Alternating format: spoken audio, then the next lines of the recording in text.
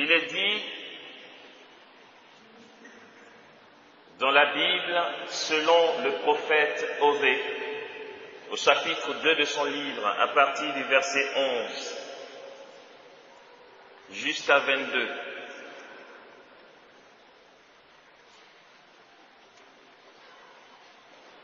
C'est pourquoi je reprendrai mon froment en son temps et mon vin nouveau en sa saison.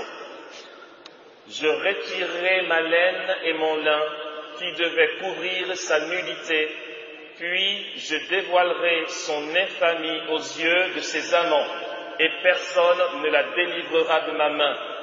Je ferai cesser toutes ses réjouissances, ses fêtes, ses néoménies, ses shabbats et toutes ses solennités. Je dévasterai sa vigne et son figuier, dont elle disait, ils sont le salaire que m'ont donné mes amants. J'en ferai un allié, et la bête sauvage les dévorera. Je la châtierai pour les jours des Baals auxquels elle brûlait de l'encens, quand elle se parait de son anneau et de son collier, et qu'elle courait après ses amants, et moi elle m'oubliait, oracle du Seigneur. C'est pourquoi, dit le Seigneur, je vais la séduire, je la conduirai au désert, et je parlerai à son cœur. Là, je lui rendrai ses vignobles, et je ferai du Val d'Accord une porte d'espérance. Là, elle répondra comme au jour de sa jeunesse, comme au jour où elle montait du pays d'Égypte. Elle deviendra en ce jour-là, oracle du Seigneur. Il adviendra en ce jour-là, oracle du Seigneur, que tu m'appelleras mon mari, et tu ne m'appelleras plus mon Baal. J'écarterai de sa bouche le nom des Baals, et ils ne seront plus mentionnés par leur nom. Je conclurai pour eux une alliance en ce jour-là avec les bêtes des champs, avec les oiseaux du ciel et les reptiles du sol.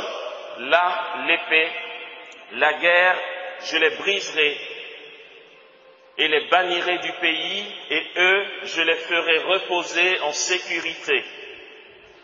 Le Seigneur continue en disant, je te fiancerai à moi pour toujours.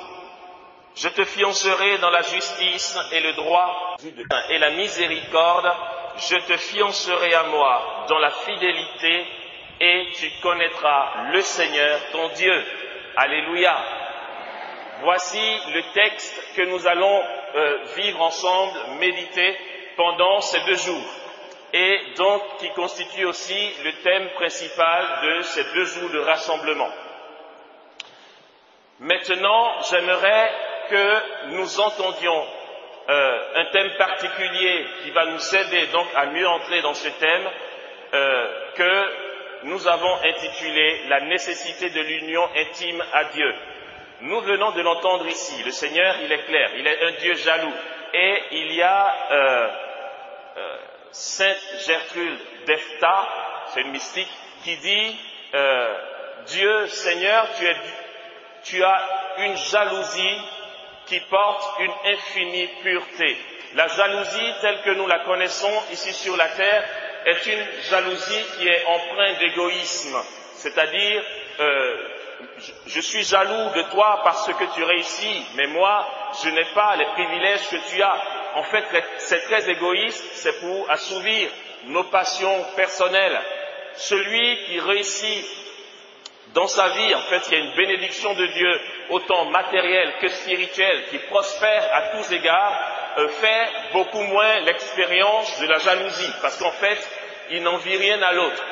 La jalousie de Dieu ne peut pas être cette jalousie comme les hommes la vivent, parce que Dieu est Dieu, il est plein, il n'a pas besoin de toi, il ne lui manque rien du tout.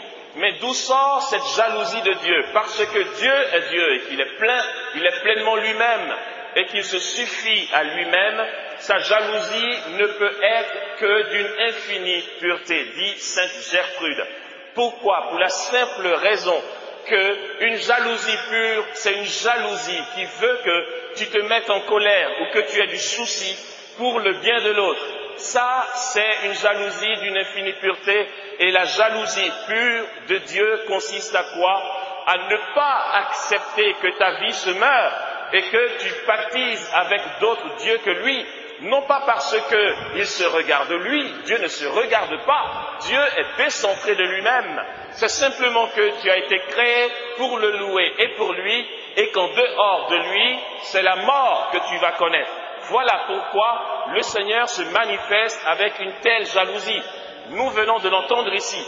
Il a dit, je vais couper, en gros, il dit, je vais couper les vies, d'accord? Pour qu'elle reconnaisse que je suis Dieu, parce qu'elle va adorer les Baals et elle m'oublie, et moi elle m'oublie. Le Seigneur décide donc de venir te sortir de ce qui n'est pas à sa gloire, en fait de ce qui te conduit à la mort. Et pour cela, il va le dire, voilà pourquoi, moi le Seigneur, je vais la séduire. Je la conduirai au désert, je parlerai à son cœur. Je lui donnerai d'entendre ma parole. En fait, en entendant ma parole, elle sera séduite. Nous ne sommes pas faits pour autre chose que pour Dieu. Et le Seigneur sait être, j'allais dire violent. C'est vrai qu'il y a une violence pour le royaume, mais Dieu sait le royaume. Il n'a pas la violence pour le royaume. Il a une forme de manifestation, une colère. Voilà. Dieu a une colère, une sainte colère qui vient de son amour. Et nous savons que Dieu peut frapper fort, il peut frapper dur. Lorsque nous entendons la parole de Dieu, lorsque nous parcourons l'Ancien Testament particulièrement, nous nous rendons compte que le Seigneur peut être dur par moments. Mais c'est simplement que cette dureté de Dieu n'est rien d'autre que l'excès de son amour. Il ne veut pas que tu meurs. Pourquoi devrons-nous parler d'une nécessité de l'intimité à Dieu? Je suis au ministère femme et je suis très content de développer ce thème, avec vous, de le partager. Le Seigneur est un époux et nous sommes son épouse. Nous, c'est l'Église. Et le symbole de l'Église, ça sera la représentation d'une femme. Vous savez, en Italie, lorsqu'on part à Saint-Pierre de Rome, dans les catacombes, les fresques qu'il y a dans les catacombes à Saint-Pierre de Rome, donc disent l'histoire de l'Église à travers des dessins ou des scènes. Et là où l'on représente l'Église, c'est l'esquisse ou encore la représentation d'une femme en prière. L'Église est représentée par une femme en prière. Parce que on aurait pu mettre un individu en prière, mais on met une femme en prière. Parce que l'Église, c'est l'épouse, d'accord? C'est la femme qu'on épouse. Et autant les hommes que les femmes, nous sommes tous des épouses. Moi, je suis épouse, s'il vous plaît. Je n'ai pas de tendance homosexuelle, c'est pas ce que je veux dire. Je suis épouse par mon âme, ok? Le Seigneur épouse mon âme. Je te fiancerai à moi dans la tendresse et dans la fidélité. Ainsi, tu connaîtras ton Dieu.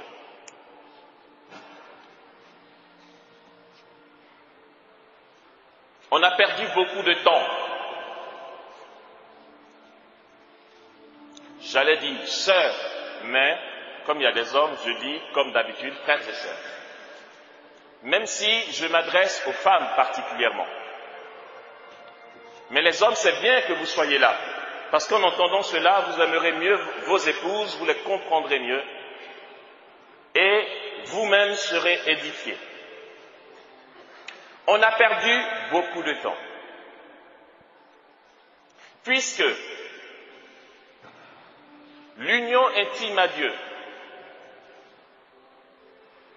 l'intimité personnelle, je dis personnelle, individuelle, avec Dieu,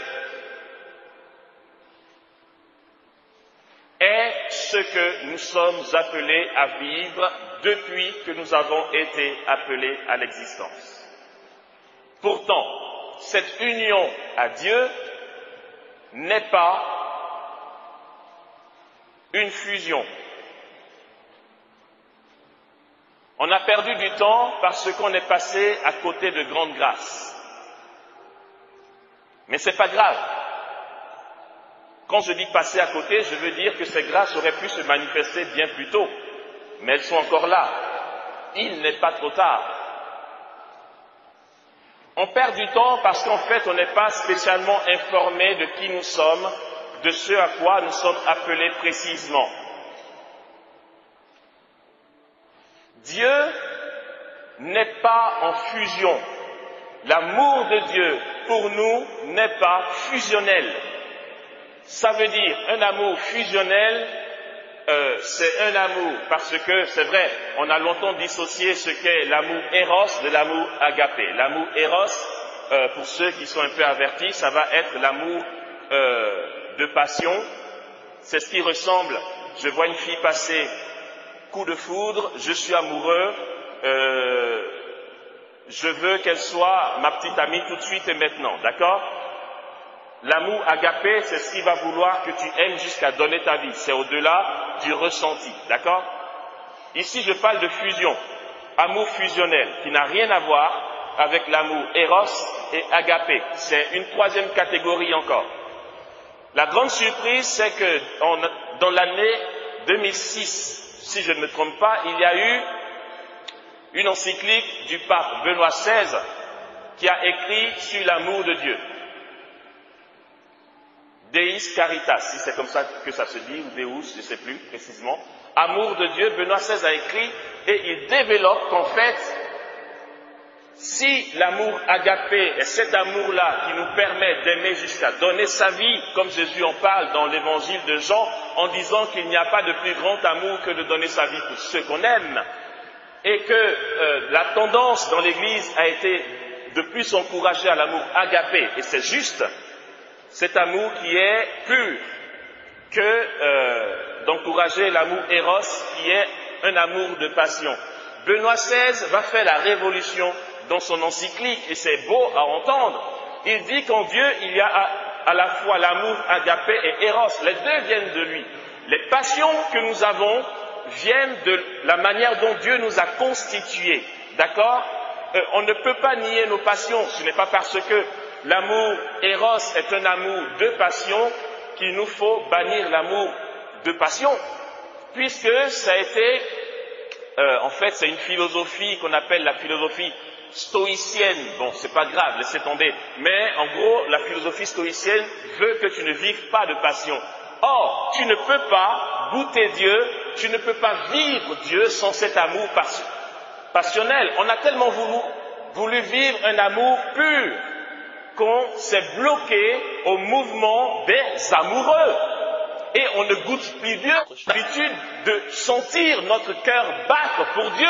Et Benoît XVI va nous enseigner que Dieu ne nous aime pas seulement, comme on peut l'entendre, il est mort pour nous sur la croix. Il nous dit que Dieu est amoureux de nous, comme on peut être amoureux de son petit copain, de sa petite copine. Dieu est fou d'amour pour nous. En fait, quand il nous voit, un peu comme quand dans le temps on était plus jeune, tu vois une fille qui te plaît, ton cœur bat, tu vois. Ton cœur palpite et puis tu paniques carrément parce que ta chérie est en face. C'est pareil. Lorsque Dieu nous voit, son cœur bat d'amour. Il est ému. Il ne sait même plus comment se tenir. Et c'est ce que c'est cet amour de passion dont nous parle Benoît XVI. Nous y sommes appelés. Nous sommes appelés, nous aussi, à aimer Dieu jusqu'à avoir les ressentiments que l'on a lorsqu'on est amoureux sur la terre. Si nous n'y sommes pas encore, c'est que notre vie de prière n'a pas encore assez grandi. Il faudrait que Dieu soit le trésor de notre cœur, qu'il nous ait tellement séduits, comme le texte le dit ici, que rien et plus rien ne compte pour nous. Cet amour de Dieu, cet amour agapé, qui se veut un amour de don, nous demande beaucoup d'ascèse et de renoncement, au point que la vie chrétienne nous paraît un fardeau. On se dit que la pratique de la vie chrétienne et la vie de prière est une vie où il faut tout le temps faire l'effort. Mais Dieu veut aussi que dans ton intimité avec lui, tu aies ces ressentiments d'amour. J'ai dormi une fois, je ne sais plus où je partais, je devais voyager le lendemain, et j'ai dormi dans une communauté des rédemptoristes à Paris. Et puis, quand je suis arrivé le soir, j'ai eu un entretien avec un prêtre qui est rédemptoriste donc et en même temps psychothérapeute. On a discuté et il m'a parlé d'un de ses anciens qu'il a formé, que la communauté, pas persécutée, mais que la communauté ne comprenait pas dans les débuts de la manifestation dont je vais vous parler, et maintenant ils sont dans l'évidence. Ce dernier-là qui a une vie ordinaire, et puis je vous assure, chez les rédemptoristes, la vie chrétienne est tellement incarnée que tu n'as pas l'impression qu'ils sont religieux. Ils sont tellement cool, terre à terre et tout ça, que voilà. Je veux dire, tu rentres dans ta chambre qu'on t'a préparée, même que tu sois prêtre, religieux, religieuse, tu as tout ce qu'il faut, au point que tu te dis, waouh, enfin, très terre à terre, quoi. C'est des mecs, voilà. Et on parle, et donc son ancien, qu'il a formé, ne mange quasiment plus. À table, il n'est pas là. Ils ont eu peur qu'il tombe malade. Mais il dit, je n'ai pas faim. Et ils se sont dit, mais est-ce que c'est une fantaisie? Il va finir par tomber malade. Mais voici plusieurs années que ça dure. Et que ce prêtre-là, rédemptoriste, qui a été en mission, qui a servi, qui est quasiment, on va dire quasiment en retraite, parce qu'il n'y a pas vraiment de retraite pour celui qui est ordonné pour le service de Dieu, mais il est au repos parce qu'il a fondé des maisons, il a formé des séminaristes et d'autres prêtres de la communauté, il est un peu en stand-by maintenant pour se reposer. À cette étape de sa vie, il ne mange plus. Pourtant, il ne maigrit pas. Lorsqu'il célèbre la messe et qu'il reçoit le corps du Christ, il est rassasié pour toute la journée. Sa nourriture, c'est le corps du Christ. Cette petite hostie que nous voyons à la messe le rassasie dans son corps. Mais aussi, nous savons que l'hostie nous rassasie dans notre âme. Il est rassasié non seulement dans son âme, dans son esprit, mais aussi dans son corps. C'est énorme. Notre vie chrétienne, qui est censée nous combler et nous bénir, et nous mettre dans un état au-dessus de toutes les tentations du monde, nous paraît impossible et juste une pure spéculation, illusoire, utopique, mais c'est réel, l'amour fou de Dieu. Je disais, c'était dimanche dernier, ici même, sur cette paroisse, nous avons eu une école de prière et j'ai raconté ce petit épisode de folie de quand j'étais nouveau converti, où je restais 10 heures à contempler Dieu.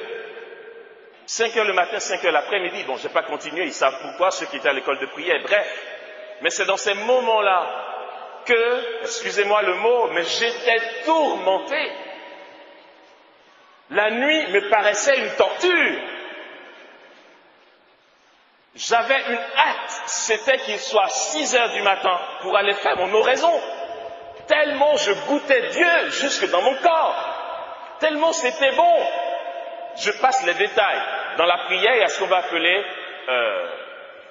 l'effort pour prier, que j'ai intitulé la grâce acquise, et il y a la grâce infuse. Ça veut dire tout l'effort que tu as fait, le Seigneur, pas une récompense, mais ça déploie son attention envers toi.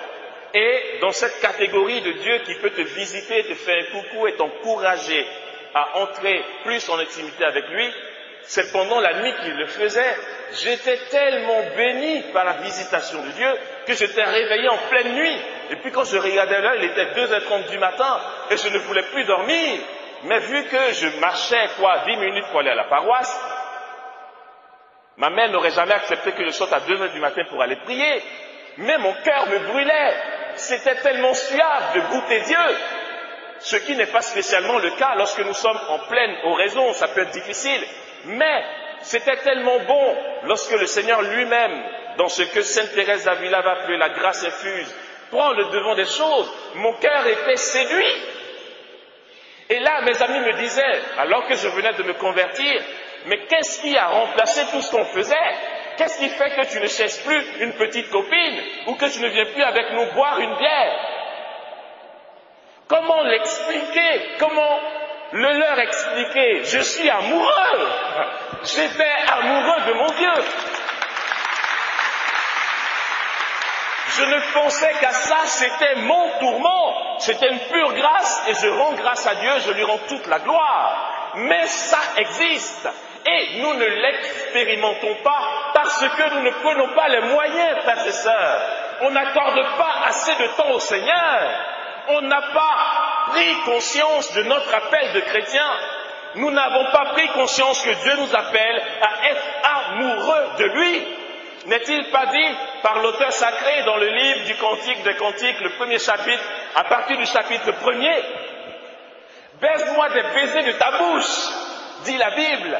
Et quand on le dit, on se dit « Ah, dégueulasse !» Mais non, quand tu aimes quelqu'un, c'est quoi? Même à la messe du mariage, embrasser la mariée. Et puis bon, se fait ce qu'on va appeler un piou, d'accord? On touche les lèvres parce qu'on est devant les gens. Et puis on sait que pendant la nuit de noces, on va s'embrasser bien. Et la Bible est concrète. Et c'est ça notre intimité avec Dieu. La bien-aimée dit, baise-moi des baisers de ta bouche. Car ton amour est plus doux que le vin et que le miel. Mon bien-aimé m'a saisi, dit-elle, et j'ai été conduite dans la chambre de sa mère. Ça, c'est l'union sponsale, c'est l'amour pour Dieu, frères et sœurs. Comme Thérèse de Lisieux qui peut dire « Oh Jésus, ma joie, c'est de t'aimer, car Jésus, ma joie, c'est de t'aimer. » Quand on représente une statue de Sainte Thérèse de l'Enfant Jésus, elle a une croix avec des fleurs, un crucifix avec des roses qu'elle colle sur le cœur. Quand elle vivait encore, elle aimait tellement Jésus qu'elle voulait l'avoir en face pour vivre ce qu'on vit avec un amoureux. Je suis désolé, mais c'est ça. C'est à ça que nous sommes appelés. J'ai parlé avec un prêtre dominicain en France. Je ne dirai pas son nom parce qu'il est assez connu et je ne dirai pas son nom. Mais on parlait et puis il m'expliquait. Je lui dis, mais attends, mon père Jésus, il était sexier. Donc il avait un sexe. Il me dit oui. Je dis, mais il n'a pas connu de femme et puis il est entré dans son état de gloire avec son sexe. Pourquoi Dieu a créé ce truc-là si au paradis, on ne doit pas s'en servir? Il m'a dit, écoute Amos, il ne faut pas voir le côté utilitaire des choses. Le Seigneur nous a dotés de membres pour cette terre. Mais si quelqu'un, excusez-moi, je vais être trash et c'est bien qu'on sache comment nous sommes constitués, si quelqu'un est capable d'aimer jusqu'à vouloir s'unir à l'autre dans des rapports sexuels, c'est parce que tout ce que Dieu nous a donné dans notre corps est une préfiguration de ce que nous vivrons avec Dieu. Le désir que tu auras de t'unir à Dieu est 10 000 fois au-delà d'un désir sexuel. Et on se dit, mais prier Dieu, c'est vraiment nous couper de tout ce qui est plaisir et tout. Non, au contraire. Lorsque tu vas vers les plaisirs du monde, ça ne fait qu'affadir ton désir de Dieu. Et tu penses que tu vis le plaisir. Il n'y a pas de plaisir en dehors de Dieu, frères et sœurs. Comment arriver à prier jusqu'à ce que notre prière devienne un battement de cœur? Et comme dit Ephraïm Croissant, celui qui goûte Dieu n'a aucun désir sexuel parce que c'est comblé. Voilà comment des personnes sont consacrées en vue du royaume. Lorsque j'étais moine, les jeunes n'arrêtaient pas de me dire « Comment tu fais pour tenir ?»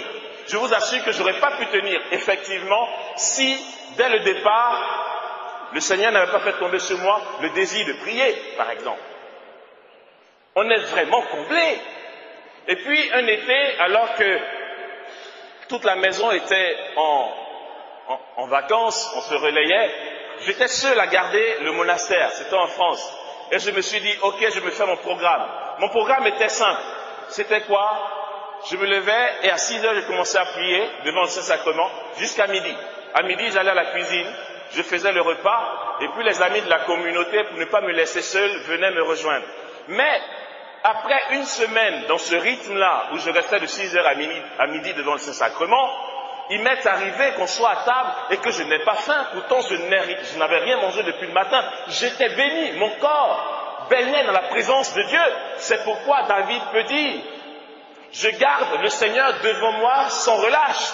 Puisqu'il est à ma droite, je suis inébranlable. Aussi mon cœur exulte, mon âme est en fête. Ma chair elle-même repose en sûreté, car tu ne peux abandonner mon âme au shéol, ni laisser ton sein. Donc mon corps connaît la dégradation. Lorsque nous touchons Dieu et que nous sommes unis à lui, nous allons jusqu'à l'expérimenter au plus profond de nous-mêmes, dans notre corps. Et, frères et sœurs, j'ai une bonne nouvelle. Si nous avons compris ceci, nous comprendrons que, ou du moins nous comprendrons pourquoi j'ai commencé par dire que nous avons perdu beaucoup de temps. Lorsque Dieu a créé l'homme et la femme, il a fait de la femme un réceptacle naturel. La femme accueille. Elle est tout accueil. C'est pourquoi, tant pis si ça s'entend, et puis heureusement même, j'espère que ça va s'entendre. Qu'on mette l'homme et la femme sur le même piédestal, c'est une grosse erreur. On n'est pas pareil. C'est pas parce que je suis un garçon que je te domine. On n'a tellement pas compris ce mystère qui habite la femme qu'on revendique d'être l'égal de l'homme. Mais tant pis pour vous, chères dames, parce que vous passez à côté d'un trésor. Nous avons tout à vous envier. Quasiment tout. Parce que vous êtes un creux. La femme, c'est un creux, c'est un réceptacle. Elle a été faite pour accueillir. Dieu dit, il n'est pas bon que l'homme soit seul. Je vais lui faire une aide, quelqu'un qui sera à côté. En fait, lorsque l'homme va au travail, qu'il réfléchit trop et qu'il gouverne sur la création, quand il revient, il est seul. Il ne peut pas aller dans les bras du lion, de l'oiseau.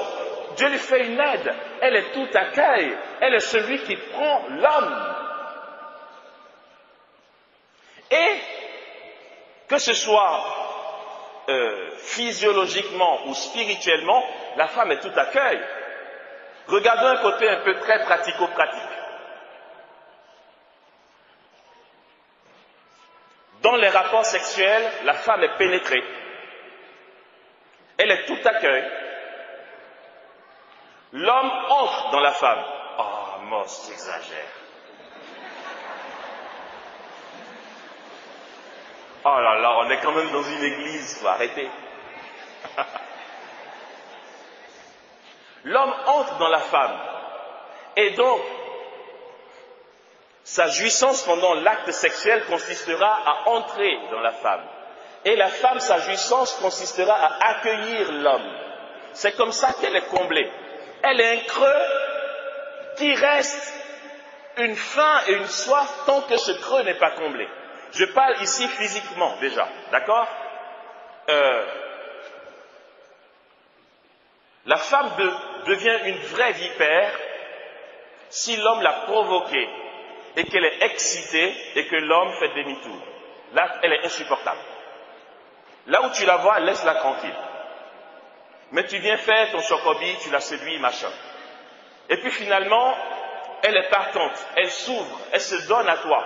Et là, tu fais demi-tour. Elle devient un vrai dragon. Parce que, oui, c'est insupportable. Tu ne peux pas provoquer en elle la faim, la soif qu'il y a, et après dire stop, tu ne reçois pas. Or, ça, c'est une réalité que nous vivons qui fait que dans notre existence, dans votre, je ne vais pas dire notre parce que je ne suis pas femme, dans votre existence humaine, il y a toujours une attente, un besoin d'accueillir. Et ce creux, comme on dit en hébreu isha, vous savez, les lettres hébreux comportent en elles-mêmes des significations profondes. Dans le livre de la Genèse, au commencement, lorsque Dieu a créé l'homme et la femme, il appelait, l'homme, il a appelé l'aide de l'homme femme. En hébreu, c'est dit ish et isha, d'accord? L'homme c'est ish et la femme c'est isha. C'est une lettre qu'on va appeler un aleph. Le aleph est une ouverture vers, d'accord? Dans les lettres hébreux, isha c'est le creux. La femme est un creux pour recevoir. Elle est disposée pour être comblée. Elle a besoin d'être comblée. Pourquoi Dieu fait ça? Ce n'est pas une torture. C'est simplement que la vocation de la femme, j'allais pas dire depuis le commencement de la création, je vais dire depuis toute éternité, est de recevoir et de se recevoir de l'autre pour être comblée. Il y a un profil psychologique de femmes qui consisterait à faire beaucoup de cadeaux. Non, c'est pas grave. Elles sont très, comme ça, elles font des cadeaux, elles sont à gauche, à droite et tout. Pas toutes les femmes, hein, c'est un profil dans la catégorie des femmes. Celles-ci qui font les cadeaux, il faut les stopper parce que c'est une pathologie, c'est pas une charité. C'est une catégorie qui va faire des cadeaux pour appeler les gens à combler son vide. En fait, elle va attirer l'attention pour vous dire « Regardez-moi, j'ai besoin d'être aimé ». Donc, elle va faire beaucoup de cadeaux. Ce n'est pas une charité, pourquoi? Parce que si personne ne répond par d'autres cadeaux envers elle, ça devient l'effet inverse. Vous devenez son ennemi. Donc, quand il arrive qu'on est en face d'une telle personne, il faut bien sûr ne pas la freiner dans son élan, mais en lui disant « Tu me donnes, mais on est bien d'accord. Plutôt, avant de prendre ton truc, on est bien d'accord, je ne te dois rien. Tu le fais gratuitement. Bien sûr que du premier coup, elle ne reconnaîtra pas que c'est gratuit. Enfin, que c'est intéressé. Elle va dire, mais non, mais c'est gratuit. Tu ne me le ressors pas 6 mois plus tard, en me disant, j'ai tout donné. Quand ils avaient besoin, j'étais là. Aujourd'hui, c'est l'ingratitude. Il faut l'emmener à donner gratuitement sans rien attendre. Ainsi, elle sera comblée par Dieu. D'accord? Voilà pourquoi, même dans le couple, chère dame, n'attendez pas de votre mari d'être comblé. Parce que si on reste dans ce registre platonique, une femme qui accepte d'être prise en mariage, lorsque l'homme te fait sa demande de mariage, que c'est le fiançailles, se met à genoux avec une bague, et que tu es partante, en fait, le oui de la dame, c'est « je me donne tout entier ». À ce moment-là, la femme ne retient rien. Elle est vulnérable. Les femmes, je suis désolé de le dire, sont beaucoup plus vulnérables que les hommes. Parce qu'elles sont une ouverture. Voilà pourquoi beaucoup ont peur d'aimer, parce que aimer, c'est s'ouvrir. Or, celui qui s'ouvre risque quelque chose, c'est de recevoir des coups à l'intérieur. Donc on a peur d'aimer, on a peur de se donner. Mais lorsque la dame entre en confiance en face de son homme et qu'elle dit « oui, j'accepte que tu me prennes comme épouse », à ce moment-là, elle donne tout. Voilà pourquoi dans notre société, les blessures sont profondes et difficilement rattrapables. Parce qu'elles ont fait confiance, elles se sont ouvertes. Elles ont donné, elles ont ouvert leur creux en disant « je t'accueille pleinement ». Mais plutôt que de prendre, on va dire, quelque chose d'agréable pour le mettre au-dedans de toi, si tu fais entrer un scorpion, imaginez les dégâts. Voilà pourquoi quand la femme s'ouvre, il faut vraiment prendre soin, et je suis content qu'il y ait des hommes dans notre assemblée. Aimons nos femmes. Quand la Bible dit, chère dame, femmes, soyez soumises à vos maris. On n'est pas en train de vous demander d'être ses esclaves. Ou son esclave, pardon. Saint Paul continue en disant, Marie, aimez vos femmes. Une femme qui est aimée est soumise en soi. On n'a pas besoin de lui dire, hey, sois soumise. Dès que tu fais ça, en fait, tu l'aimes pas. Tu n'es même pas délicat. Observez bien, les hommes qui sont là, si vous êtes mariés, si vous avez une copine, tout ce que vous voulez. Dès qu'il y a de l'attention envers cette dame, dès qu'il y a la proximité et qu'elles se sont protégées auprès de vous et qu'elles se sont aimées, elle est soumise, elle est dans la joie de vous servir. Il n'y a pas besoin de le demander ni de l'exiger. Parce qu'elle s'est ouverte et l'attitude de l'homme qui a une attention à son égard correspond à son besoin intérieur. À ce moment-là, naturellement, ça ne s'apprend pas à l'école, la femme sert. Et elle est heureuse de servir. Elle est même contente de dire à son mari, tu arrives du boulot, va au dodo, je t'ai fait la chambre, je t'apporte un plateau, qu'est-ce que tu veux boire? Elle est contente parce qu'elle est épanouie dans son foyer. Mais sachons que l'être humain étant ce qu'il est, plus nous allons nous ouvrir et plus nous serons vulnérables. Mais n'ayons pas peur de cette vulnérabilité, frères et sœurs. Dieu est vulnérable. Voilà comment on peut dire que Dieu est amour avec des entrailles de mère. Il est père avec des entrailles de mère. Le côté maternel de Dieu, puisque la Sainte Vierge et la jante féminine ne seraient pas créées si Dieu n'avait pas ce côté en lui. C'est Rembrandt qui va représenter le fils prodigue avec un vieillard dans sa peinture qui accueille quelqu'un qui est à genoux. Et on va voir les deux mains de ce vieillard. Si vous avez la peinture de Rembrandt sur la miséricorde, vous remarquerez les deux mains. Il y a une main qui est virile et l'autre main qui ressemble à une main féminine. Il a fait montrer que Dieu est père avec des entrailles de mère. Le côté maternel de Dieu, c'est ce dont va nous parler un certain Maurice Zundel. Maurice Zundel va dire que en Jésus, c'est quelqu'un d'autre. Quand Jésus dit je suis venu, ou encore quand Dieu dit à Moïse, tu leur diras que je suis m'a envoyé.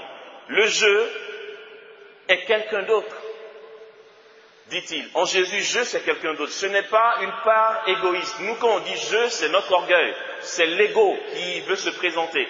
Mais le je chez Dieu, c'est quelqu'un d'autre. Dieu se reçoit.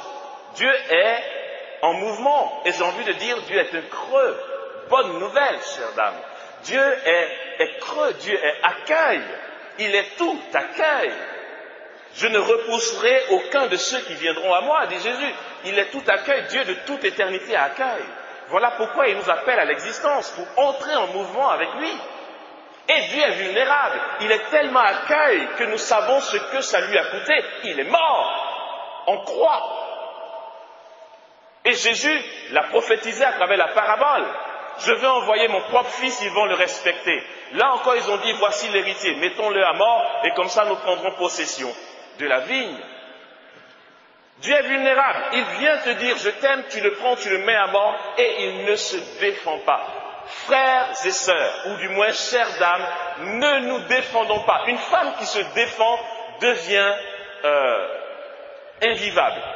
Et elle devient pire que ce que Dieu veut pour elle. Ne nous défendons pas. Nous allons savoir le secret de cet accueil qui, quelque part, est un danger, une vulnérabilité. C'est que le Seigneur mène et guide toutes choses. C'est pourquoi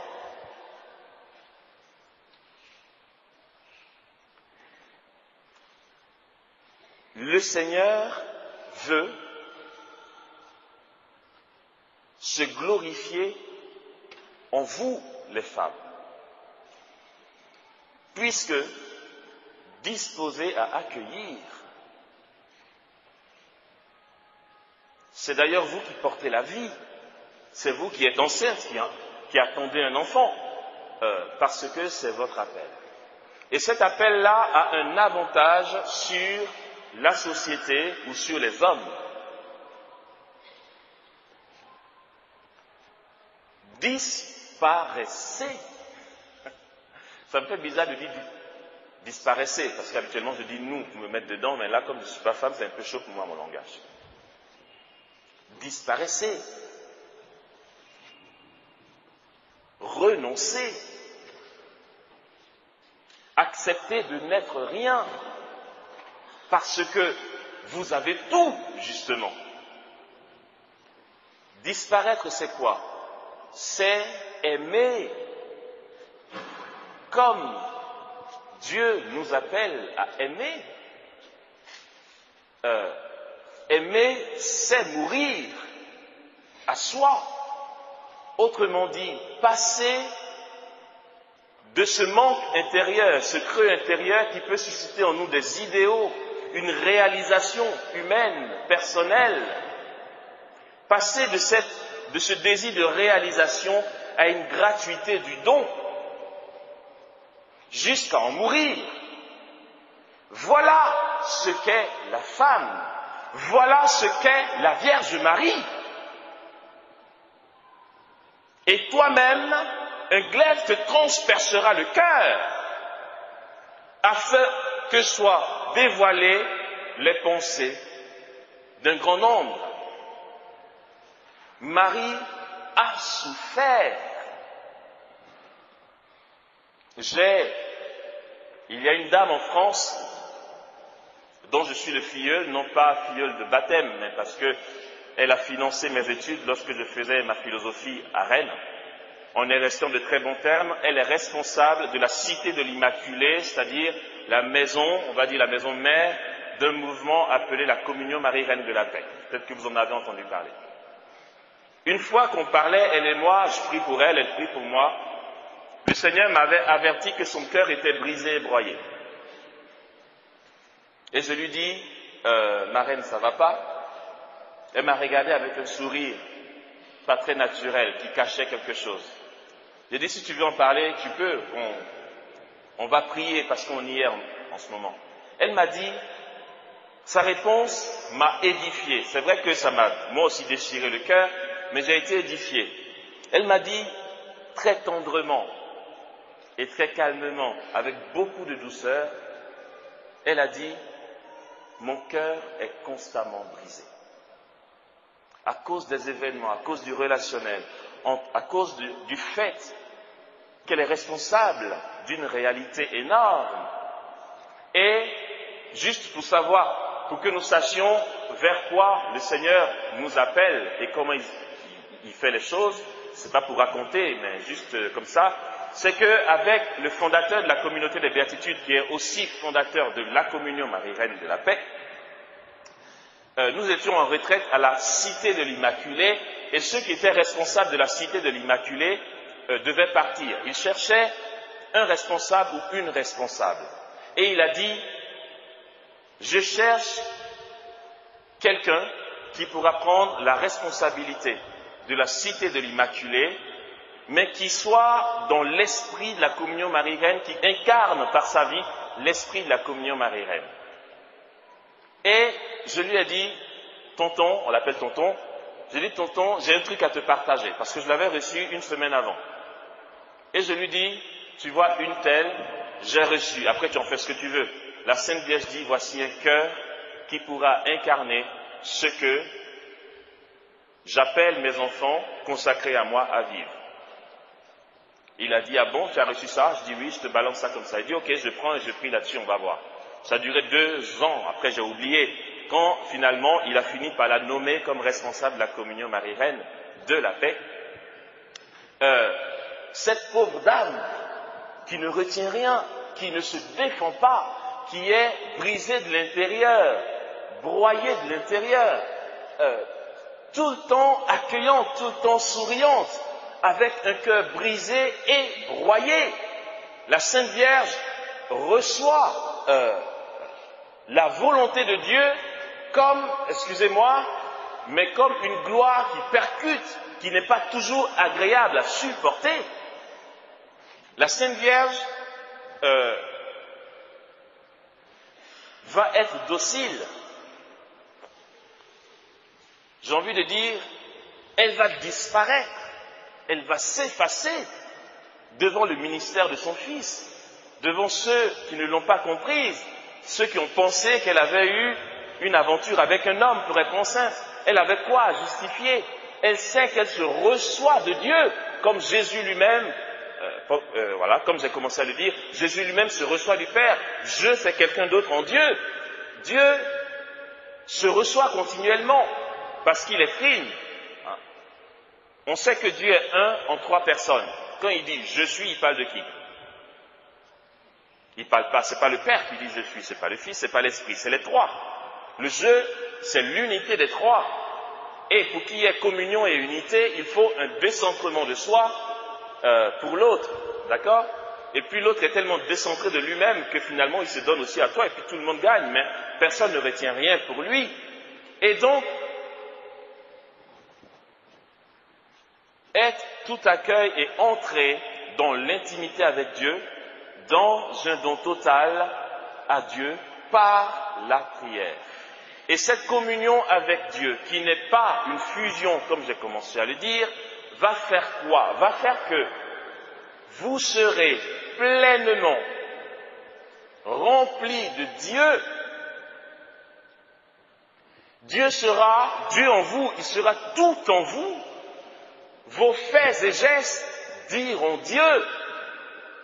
Et ça donne quoi? C'est vrai qu'il n'y aura pas deux incarnations, mais même s'il y en a eu qu'une, ça montre jusqu'où Dieu veut aller avec l'intimité de la femme telle qu'il a constituée. C'est que Marie a porté Dieu en son sein. L'enfant a grandi au-dedans d'elle. Dieu est resté 9 mois dans le sein de Marie, dans le ventre d'une femme. Et la vie de Marie nous dit à quoi nous sommes appelés. C'est une femme immaculée, immaculisée par la mort de Jésus en croix, d'accord, qui a été préservée de la tâche du péché originel. Et parce qu'elle est dans un état immaculé, et qu'après l'Assomption, elle est entrée dans la gloire, qui est son état définitif de gloire, nous voyons la gloire dont Dieu a revêtu Marie. Et nous voyons comment le fait qu'elle soit tout accueil et immaculée est fait que Dieu soit venu en elle. C'est notre appel. Nous sommes appelés, chères sœurs, à porter Dieu, à dire Dieu. Soyons des porteuses de Dieu. Vous allez me dire, nous ne sommes pas tous la Vierge Marie. C'est vrai. Mais que s'est-il passé lorsqu'elle est arrivée chez Élisabeth? Élisabeth n'avait pas Jésus en elle, mais c'était une femme de la Bible qui était comptée parmi les justes. Et la salutation de Marie a provoqué en Élisabeth une grâce prophétique énorme.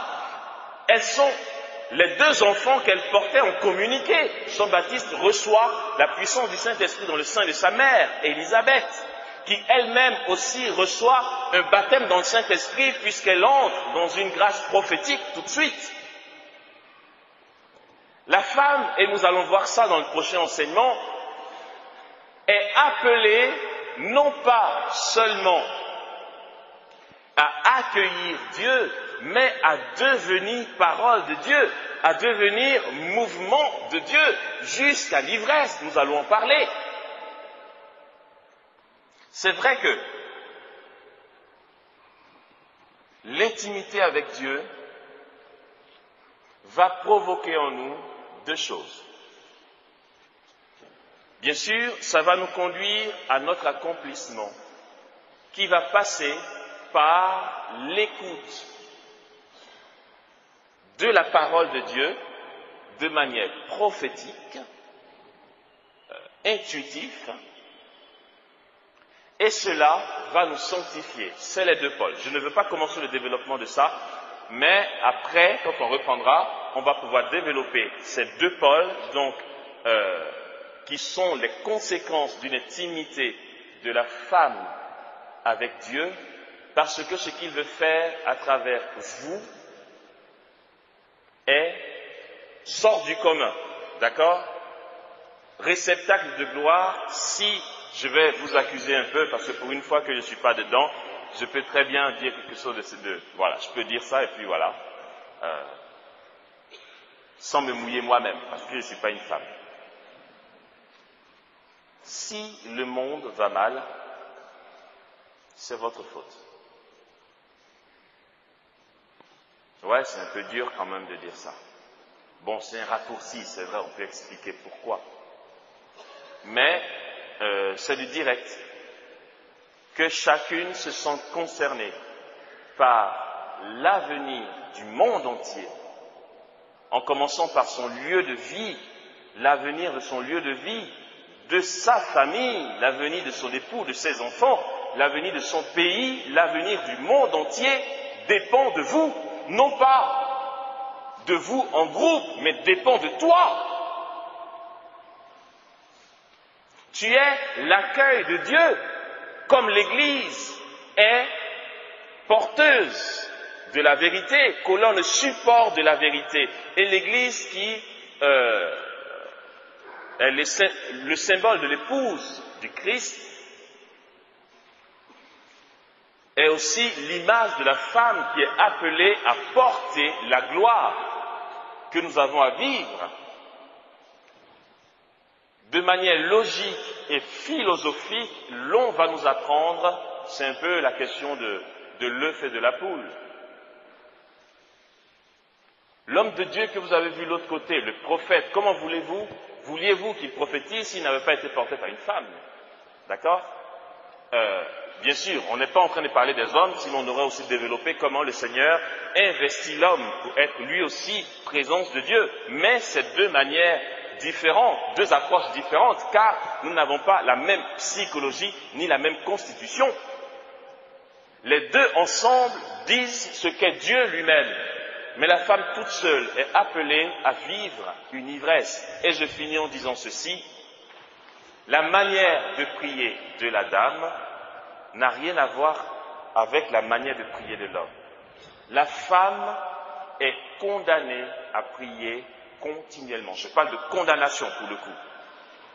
La femme est condamnée à prier continuellement. Sinon, elle a toujours soif. Sinon, elle a toujours faim de quelque chose. Une femme est comblée et une femme comblée est une femme pleine de douceur.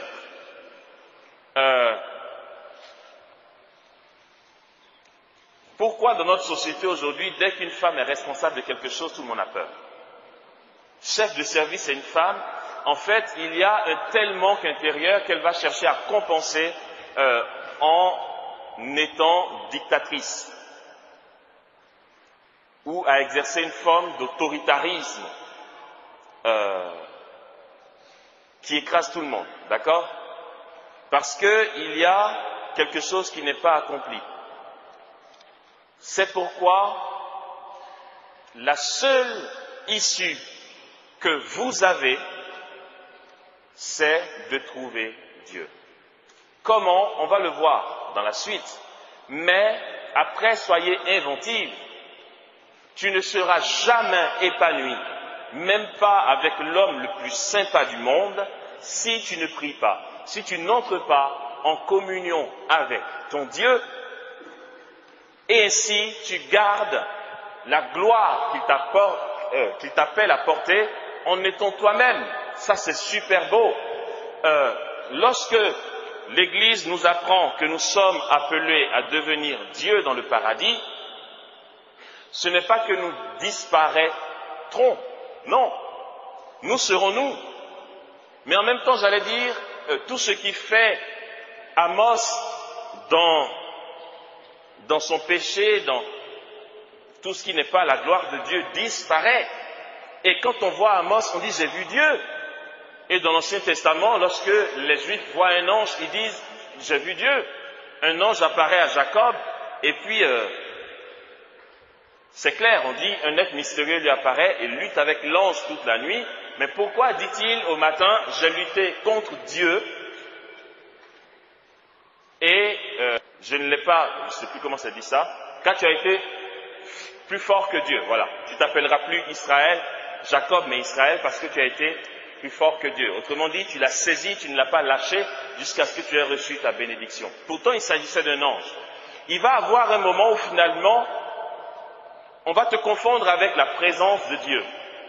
On va te voir et on va voir Dieu. Ta présence sera présence de Dieu, comme la présence de l'ange est présence de Dieu, mais pourtant, ce n'est pas Dieu, comme on dit en théologie, immanent, c'est-à-dire tel qu'il est de l'origine à l'origine. Ok? Il transparaît tellement par toi qu'on te confond à lui et en même temps tu gardes ton identité profonde qui est d'être uni à lui et non pas d'entrer en fusion. Ce sont des épousailles que Thérèse d'Avila va appeler les épousailles mystiques. Bon, on n'en est pas là, d'accord? Mais trouvons Dieu, cherchons-le, trouvons-le, prenons les moyens, utilisons notre soif et notre faim intérieure pour chercher Dieu jusqu'à le trouver comme une vraie amoureuse, comme Sainte Marie-Madeleine, et là pour le coup je finis sur elle, Sainte Marie-Madeleine qui est appelée par l'Église apôtre des apôtres. Pourquoi? Parce qu'elle a été celle qui a annoncé aux disciples que le Christ est ressuscité. Mais qui était-elle? C'était une prostituée, d'après la tradition de l'Église, qui avait faim d'être aimée et qui a été déçue plusieurs fois. Elle a eu plusieurs déceptions amoureuses. Du coup, elle s'est lancée dans la prostitution. Et la petite histoire nous dit qu'elle a été trouvée la Vierge Marie. Ça, c'est Maria Valtorta qui raconte, donc c'est pas parole d'église, d'accord? C'est une révélation privée. On laisse ça comme c'est, mais l'église n'interdit pas Maria Valtorta. Autrement dit, on peut se nourrir avec et s'édifier. Maria Valtorta va révéler que Marie-Madeleine a été voir la Vierge Marie pour lui dire, il faut que je te parle. La Sainte Vierge, bon, voilà, je mime la scène, ok, vas-y, je t'écoute. Et elle aurait dit à Marie, en fait, je suis amoureuse de ton fils. Comment je fais? Et la Vierge Marie qui lui répond, ça ne m'étonne pas, il est très beau. C'est le plus beau des enfants des hommes. En continuant, Marie lui aurait dit, cherche à le rencontrer lui-même et dis-le lui. Il est le seul capable de purifier ton amour. La suite, certainement qu'elle a pu le dire à Jésus. J'imagine Marie-Madeleine qui dit à Jésus, je suis amoureuse de toi. C'est kiffant. Et puis, elle est devenue ce qu'elle est devenue. C'est une femme. C'est son Jésus. Elle ne regarde pas ce que les autres faisaient. C'est son Dieu. En fait, c'était le Seigneur de tout le monde. C'était le Seigneur de tout le monde, mais elle, c'était son Jésus. Quand elle va au tombeau, elle ne dit pas où ils ont mis le corps du Seigneur, le Christ, où ils ont mis le corps de mon Seigneur. Tu ne te mets pas au milieu. C'est son Seigneur, c'est son Jésus, d'accord? Et il va avoir un côté très humain qui va faire que quand elle va voir Jésus et qu'elle va dire Rabouni, elle va vouloir le toucher. C'est pas parce qu'elle n'était pas chaste, mais c'est le côté un peu possessif, d'accord? C'est son Jésus, elle veut le prendre. Jean, viens, qu'on s'assoie, raconte-moi, mais d'où tu viens, comment ça s'est passé et tout. D'accord? C'est son Jésus, son intimité avec elle, avec lui. Et Jésus va dire, ne me retiens pas. Tu vas aller annoncer aux autres que je suis ressuscité. C'est vraiment cette guérison que Dieu veut nous donner dans l'intimité avec lui. Soyons des amoureuses de Dieu. Ça veut dire que Jésus va orienter la générosité de Marie-Madeleine, comme je viens d'en parler, vers un don total et décentré d'elle. Plutôt que de m'asseoir avec toi pour qu'on parle et qu'on raconte, tu vas renoncer à ce que tu veux pour devenir celle qui annonce ma résurrection. Donc ne me retiens pas, je ne suis pas encore monté vers mon Père et votre Père, vers mon Dieu et votre Dieu. Tu iras plutôt trouver les apôtres et tu vas leur annoncer que je suis ressuscité. Elle est apôtre des apôtres parce que dans son témoignage, il y avait un renoncement de base, il y avait une coupure de quelque chose d'égoïste pour se donner et se recevoir elle-même de Dieu, annoncer la résurrection de Jésus, puisque elle-même est comblée rien que pour avoir vu le Christ ressuscité. Marie-Madeleine va être celle qui va évangéliser toute la moitié sud de la France. Elle va partir en bateau, annoncer Jésus de nation en nation, ok, et deviendra apôtre des apôtres alors qu'elle était prostituée. Elle avait faim, elle avait soif, le Seigneur l'a purifiée. Sa faim, sa soif, son creux est devenu un atout qui a répandu la gloire de Dieu jusqu'à nous ici aujourd'hui. Amen.